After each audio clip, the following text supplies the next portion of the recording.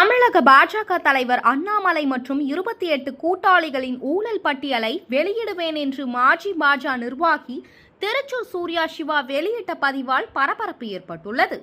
தமிழக பாஜகவின் இதர பிற்படுத்தப்பட்டோர் அணியின் மாநில பொதுச் செயலாளராக இருந்தவர் திருச்சூர் சூர்யா சிவா. இவருக்கும் தமிழக பாஜகவின் சிறுபான்மை பிரிவு தலைவர் டெய்சிக்கும் இடையே நடந்த ஆபாச உரையாடல் ஆடியோ வெளியாகி பரபரப்பை ஏற்படுத்தியுள்ளது. இதையடுத்து 6 மாதம் கட்சியில் இருந்து திருச்சூர் சூர்யா அதிரடியாக நீக்கப்பட்டார். பின்னர் மீண்டும் கட்சியில் சேர்க்கப்பட்டு தமிழக பாஜகவின் இதர பிற்படுத்தப்பட்டோர் அணியின் மாநில பொதுச் செயலாளராக பதவி வழங்கப்பட்டது.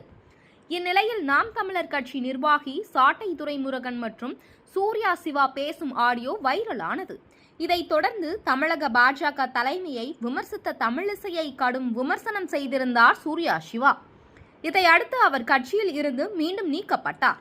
இந்நிலையில் சூர்யா சிவா தனது எக்ஸ் தளத்தில் வெளியிட்டுள்ள பதிவில், சட்டமன்ற தேர்தல் நெருங்கும் நேரத்தில் அண்ணாமலை ஃபைல்ஸ் ஒன்று வெளியிடப்படும்.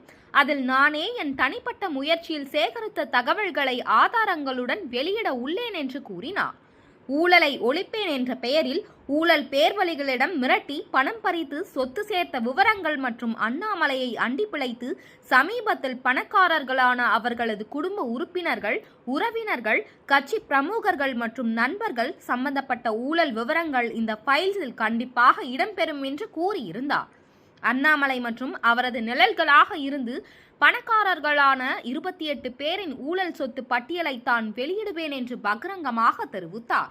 கோவை விமான நிலையத்தில் டிரான்ஸ்பார்மர் ஊழல் குறித்து அண்ணாமலை பேசியிருந்தார். இது தொடர்பான பல ஆவணங்கள் என்னிடம் உள்ளது என்று தெரிவித்த திருச்சி சூர்யா, டிரான்ஸ்பார்மர் ஊழலில் அண்ணாமலையுக்கும் பங்குள்ளது என்று தெரிவித்தார். டிரான்ஸ்பார்மர்கள் ஒப்பந்தத்தில் 34 நிறுவனங்கள் உள்ளது. இதில் அண்ணாமலையின் அத்தை மகன் கோவையில் 2 கம்பெனிகள் நடத்தி வருகிறார். அதேபோல் இவருடைய நிழல்களுக்கு சொந்தமாக உள்ள 12 நிறுவனங்கள் டிரான்ஸ்பார்மர் செய்யும் ஒப்பந்தத்தில் பங்கேற்கிறார்கள். ஆனால் இந்த 12 நிறுவனங்கள் தான் மற்ற நிறுவனங்களை ஒன்றிணைத்து அரசு நிர்ணயித்த விலையை விட 3 மடங்கு அதிக விலையை கூற வேண்டும் என்று உத்தரவு பிறப்பித்துள்ளனர்.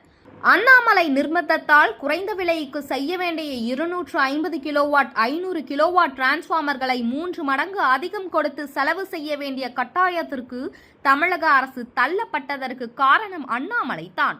அப்படி இருக்கும்போது இவர் எப்படி செந்தில் பாலாஜியால் ஊழல் நடந்துள்ளது என்று கூற முடியும்? எனவே இந்த தகவல்கள் அனைத்தையும் நாளை அல்லது மறுநாள் இது குறித்து வீடியோ வெளியிடுவேன் என திருச்சி சூர்யா தெரிவித்ததால் பாஜக கட்சியினர் அதிர்ந்து போயுள்ளனர்.